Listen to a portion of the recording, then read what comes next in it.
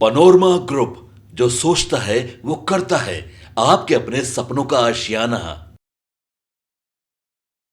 नमस्कार, मैं विकास और आप देख रहे हैं खेल समझिए, जहां हम आपको दिन भर की हुई सियासी हलचल के पीछे की सच्चाई क्या है उसे समझाने का कोशिश करते हैं और इस पर ज्यादा रोशनी डालते हैं बाबा। हमारे साथ बाबा भी हैं, लेकिन जिस तरीके से लालू ने एक ही रात में कर दिया सब कुछ उल्टा पलटा, सहनी की एंट्री में होते बदल गई रिजल्ट, घट गई है सीट। अब इस पर क्या कुछ है, इसके पीछे की सच्चाई क्या है, हम एक एक बात पर रोशनी डालेंगे और हम सीधा बाबा से पूछेंगे। रातों रात बाबा, जिस तरीके से लालू प्रसाद यादव ने एक बड़ा फैसला लिया और सब कुछ उल्टा पुल्टा कर दिया, आखिरकार इससे क्या प्रभाव पड़ेगा? देखिए, पिछले 48 घंटे से इन बातों को लेकर के चर्चाएं तेज हो गई थी कि आखिर होगा क्या। तेजस्वी यादव बिल्कुल चुप से शांत थे जी। आपने देखा कि जन्मदिन मनाए मुकेश सहनी, उस जन्मदिन में भी उन्होंने किसी को कोई बाइट नहीं दिया जी। दिल्ली से लौट के आने के बाद वो एकदम बिल्कुल चुपचाप थे। उनके कई सिपहसालार हैं जो लगातार बातचीत करने में लगे हुए थे। ये तैयारी की जा रही थी कि आखिर जब एनडीए में नहीं तो किस गठबंधन के साथ किस शर्त पे चुनाव लड़ा जाएगा। ये सारी तैयारी भीतर ही भीतर चल रही थी और इसके पीछे एक कारण था कि जब ये बातें चल रही थी उस बीच में एक बार फिर से वो 2020 वाला वाकया जो है लगातार रिसाइकिल हो रहा था जी। अब जो वर्तमान परिस्थिति बनी है और लालू ने रातों रात जो गेम प्लान चेंज किया है, इसने पूरे बिहार की राजनीति को एक बार फिर से एक नई सोच के लिए मजबूर कर दिया है जी। जितने सर्वे थे उस सारे सर्वे पर कहीं ना कहीं उलट पुलट कर दिया है। लालू प्रसाद का ये मास्टर स्ट्रोक भी कहा जा सकता है जी। क्योंकि आपने देखा होगा कि 2 राउंड के जब नामांकन की प्रक्रिया समाप्त हो गई, बाकी 5 राउंड बचे हुए हैं और उसमें अचानक से वो फैसला लेते हैं। ऐसा अक्सर आप देखे होंगे बहुत कम होता है जी। उम्मीदवार जहाँ तहाँ बदलते हैं बहुत सारी बातों को लेकर के, लेकिन यहाँ स्थिति बिल्कुल उलट है।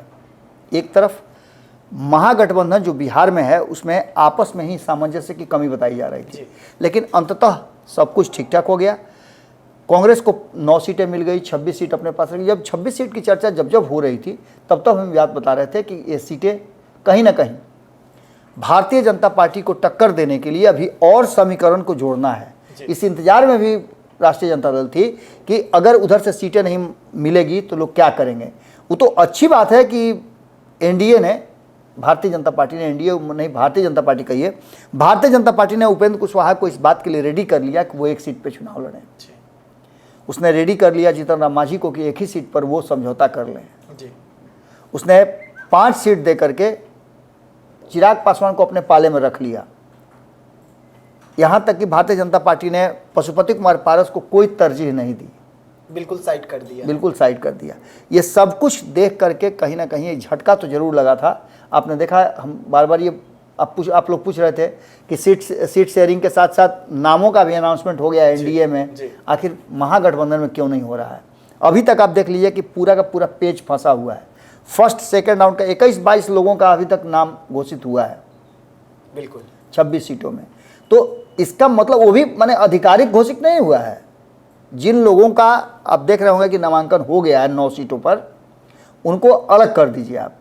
इसके अलावे जो आप नाम देख रहे होंगे तो सिर्फ 5 सीटों पे जो नाम है वो वाम दलों ने तय किया है, वो फाइनल है कि ये चुनाव पर लड़ेंगे। कांग्रेस 1 सीट पर जहां नामांकन हुआ है वहां अपना नाम दी है। इसके अलावे अब इंतजार चल रहा है। लगातार बैठकों का दौर चल रहा है, लगातार नए लोग आ रहे हैं और रोज नया समीकरण बन रहा है। कांग्रेस में भी आपने देखा कि कई लोगों ने ज्वाइन किया, बिल्कुल वो ज्वाइन किए हैं तो थोड़े आए हैं कांग्रेस में कि अरे बाप, कांग्रेस इतनी बड़ी पार्टी है, इतना ही है कि कांग्रेस को संभालना है। एक को टिकट उधर नहीं मिला, दूसरा टिकट के लालच में आया है। और कुछ ना कुछ बात हुआ होगा तभी तो यही, अरे वो तो साफ नजर आ रहा है ना। आपको टिकट नहीं मिला, पिछली बार भी 2019 में भी टिकट नहीं मिला था कई लोगों को। 5-5 लोग थे जो सांसद थे, उनको टिकट नहीं मिला था। कुछ लोग फुफकारी भी मारे थे, लेकिन भाजपा ने सबके साथ बातचीत किया। इनसे बात हुई तो ये कहे कि नहीं, हम नहीं मानेंगे। तो नहीं मानेंगे तो ये मुजफ्फरपुर से चुनाव लड़ने गए और ये इनकी पहले से भी परंपरा रही है। इनके पिताजी भी टिकट नहीं मिलने पर इधर से उधर गए हैं। खैर, हम बात कर रहे हैं कि अजय निषाद इस बार चुनाव लड़ेंगे और अजय निषाद जो है वो कांग्रेस के लिए कांग्रेस ज्वाइन किए हैं, तो निश्चित रूप से वहाँ से चुनाव लड़ेंगे। पप्पू यादव को लाए, काहे नहीं चुनाव लड़ा रहे हैं? पप्पू यादव भी तो ज्वाइन किए थे, लेकिन पप्पू यादव से दोनों को डर है, अजय निषाद से कोई डर ही नहीं है। पप्पू यादव हैं, उससे तेजस्वी यादव को डर लग सकता है। अजय निषाद दूसरे धारा को बिल्कुल। दूसरा चीज है कि अखिलेश सिंह को लगता है कि पप्पू यादव यदि कांग्रेस में आ जाएंगे, बिहार में अगर कहीं उनका वर्चस्व जिस तरह का है, जिस तरह का लोग उनके साथ है, जिस तरह का संगठन उनका रहा है, वो कहीं ऐसा नहीं है कि इन्हीं को माइनस कर दें।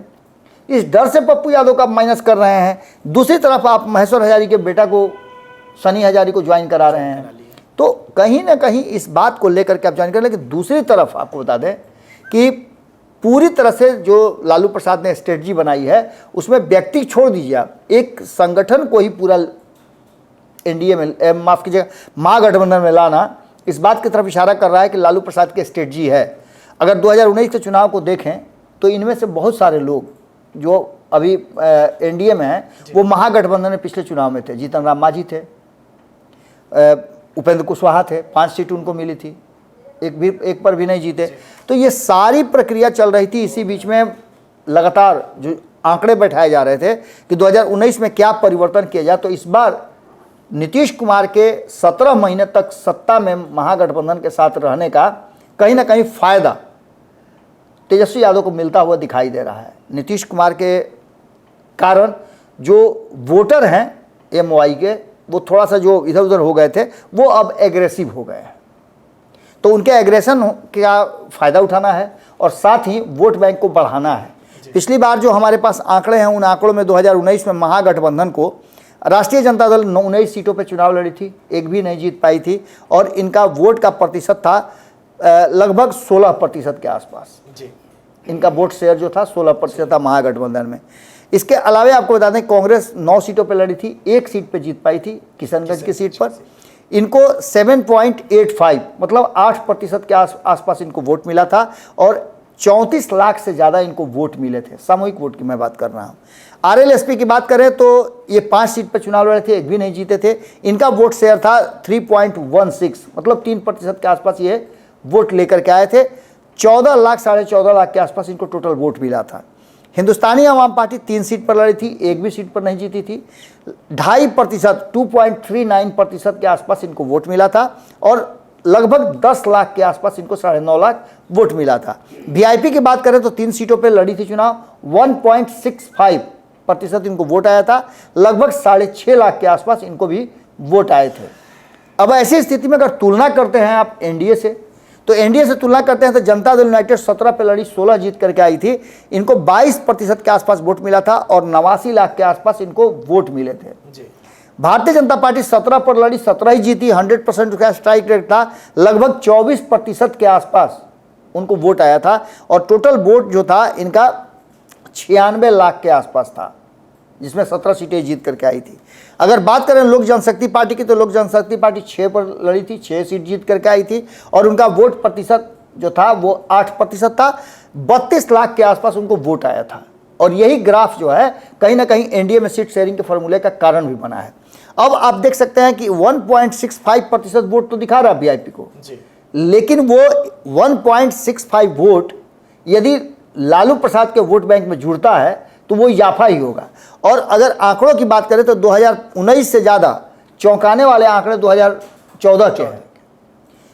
परिस्थितियां 10 साल के बाद आप देख रहे होंगे कि नरेंद्र मोदी ने जिस तरह से आकर के बहुत सारी बातों को रखा, बहुत सारे सवालों का जवाब दिया, बहुत सारे व्यवस्था के बारे में बताया, लेकिन इसके साथ साथ आपको बता दें कि जो बिहार में 7 करोड़ से अधिक मतदाता हैं, उन मतदाताओं पर पूरी जिम्मेवारी होती है कि वो 40 सीट में किसे जिताते हैं, किसे हराते हैं। लेकिन इसमें एक बड़ी सेंधमारी जो है वो मुकेश सहनी को ला करके लालू प्रसाद ने कर दिया है। ऐसी स्थिति में एक बात तो आप मान के चलिएगा कि जो उन्हें 3 सीटें मिली हैं, गोपालगंज, झंझारपुर, मोतिहारी, इन सभी सीटों पे, जिसमें से 2 सीटें जो है जनता दल यूनाइटेड के पास है, 1 सीट बीजेपी के पास है, और कहा यह जा रहा है कि लालू प्रसाद की दृष्टि से या महागठबंधन की दृष्टि से ये कमज़ोर सीटें हैं। लेकिन आप सियासत में जानते हैं कभी कमज़ोर और मजबूत नहीं होता है, कभी भी परिस्थितियां बदल सकती हैं। लेकिन इन 3 सीटों के माध्यम से लगभग 1 दर्जन से ज़्यादा सीटों पे कहीं ना कहीं प्रभाव पड़ता नजर आ रहा है और सहनी समाज का वोट जहां भी है वहां एक मुश्त आता है। मुजफ्फरपुर की लड़ाई थोड़ा अलग हो गई है और उस लड़ाई में भी अजय निषाद जो धूर विरोधी रहे मुकेश सहनी के, वो भी अब उस गठबंधन का हिस्सा है। और दोनों के विरोधी कौन है? तो राजभूषण जो भारतीय जनता पार्टी से हैं, वहाँ भी लड़ाई बड़ी होगी। और इसके साथ साथ जहाँ जहाँ सहनी समाज का वोट बैंक है वहाँ वहाँ वो कहीं ना कहीं मुश्किल पैदा करेंगे। एक तो आपने देखा कि 26 सीटों में से 3 सीट अपने तरफ से घटा करके लालू प्रसाद ने एक बड़ा हृदय दिखाया है। दूसरी तरफ उन्होंने महागठबंधन को एक नया ऊंचाई जरूर दिया है जिसमें उनके वोट का प्रतिशत बढ़ेगा और इसका असर सभी दलों पर पड़ेगा जो महागठबंधन के हिस्सा हैं। तो वहीं इसका प्रतिकूल असर जो है वो एनडीए गठबंधन पर पड़ता हुआ नजर आ रहा है। सारे सर्वे जो हैं वो धीरे धीरे करके अब बदलने शुरू हो गए हैं। आप 2-4 दिन में देखिएगा कि बहुत सारी चीज़ें तथ्यों के आधार पर आपके सामने आएंगी, जिसमें 40 सीटों में कौन कहां से कितनी सीटें जीत करके आता है, उत्तर, दक्षिण, पूरब, पश्चिम, वो भी आपके सामने आंकड़ों के हिसाब से आ जाएगा।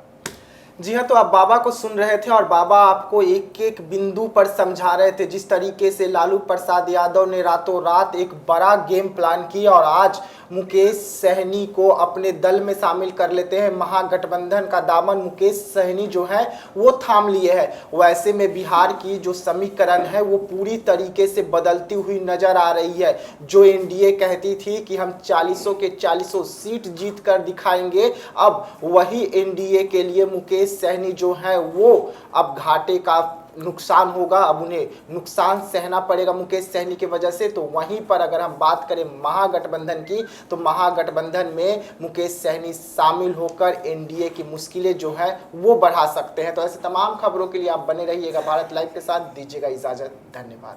पनोरमा ग्रुप, जो सोचता है वो करता है।